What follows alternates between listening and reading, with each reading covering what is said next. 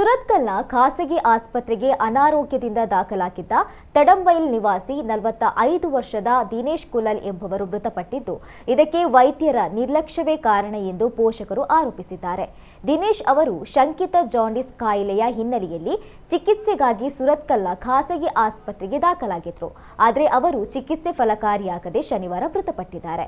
ಇದಕ್ಕೆ ವೈದ್ಯರ ನಿರ್ಲಕ್ಷ್ಯವೇ ಕಾರಣ ಎಂದು ಆರೋಪಿಸಿದ್ದಾರೆ.